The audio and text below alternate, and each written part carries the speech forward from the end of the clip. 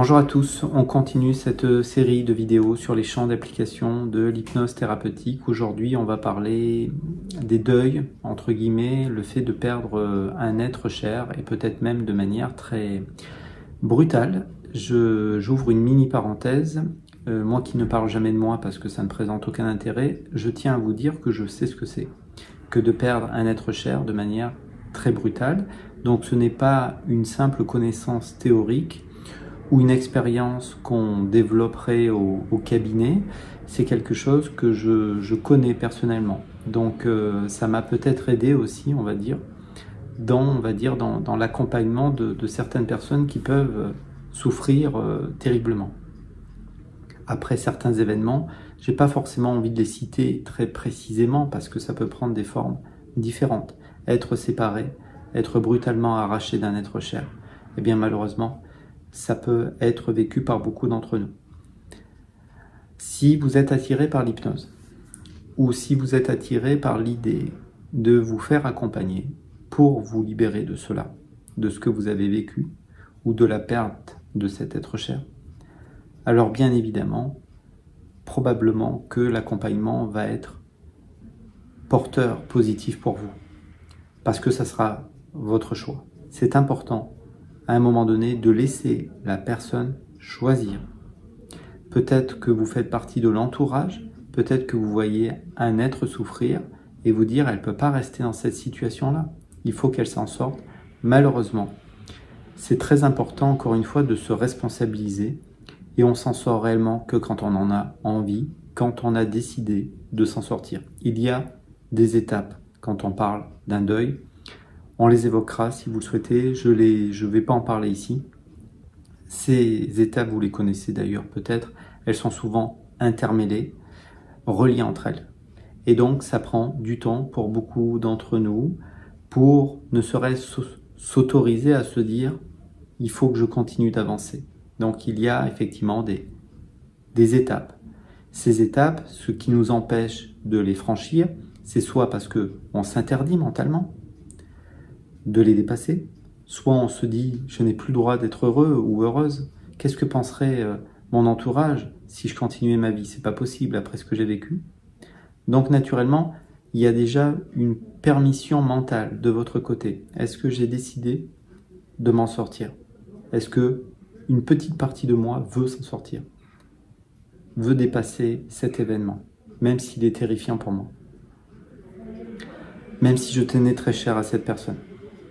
Et donc, si cette permission mentale, vous vous l'êtes accordée naturellement, alors j'allais parler de l'hypnose. L'hypnose peut faire partie des approches qui peuvent nous aider de beaucoup à libérer les images, les souvenirs difficiles.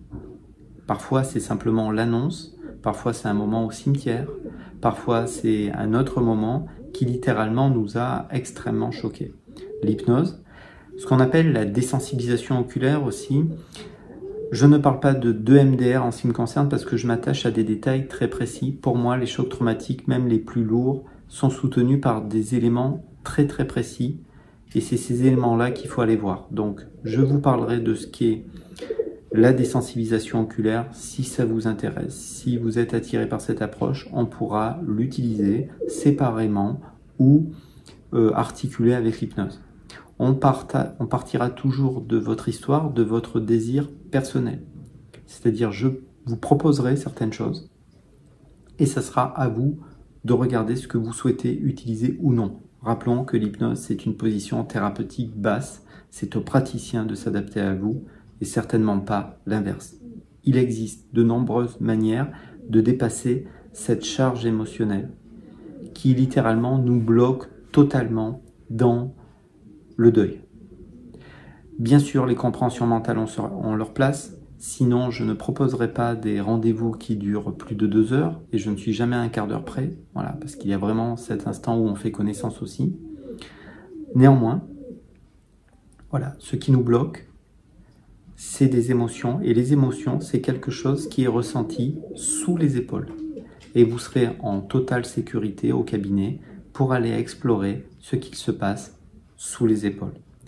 C'est-à-dire, c'est le nœud dans la gorge, la boule dans le ventre. Il y a certaines images, certaines choses qu'on ne veut pas aller voir parce qu'on ne sait pas quoi en faire.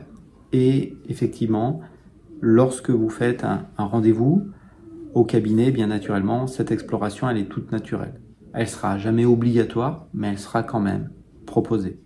Parfois, on va se raconter une histoire, on va se dire que c'est bon, c'est fini, c'est derrière, que j'ai fait mon deuil, même si pour moi, d'une certaine manière, ces mots ne veulent pas dire grand-chose, alors que ce n'est pas tout à fait vrai. Il reste encore une fois des détails, des images, des souvenirs, des sensations. Et ces images-là, ces sensations-là, même si les années passent, peuvent littéralement nous bloquer et fait que nous sommes un petit peu plus ou moins dans le déni, dans la tristesse, dans la révolte, dans la sensation de manque, qu'il manque quelque chose. Parfois, ça nous amène justement ce manque à développer d'autres comportements.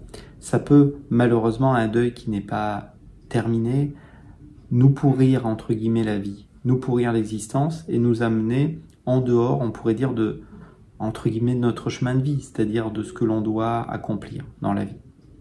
Donc, c'est très dur de perdre un être cher. Je ne vais pas développer ce que j'ai dit au début de la vidéo, mais si vous le souhaitez, eh bien, on peut aller regarder ensemble ce qui a été dur et le libérer uniquement, bien sûr, si vous le souhaitez. Peut-être à bientôt. Au revoir.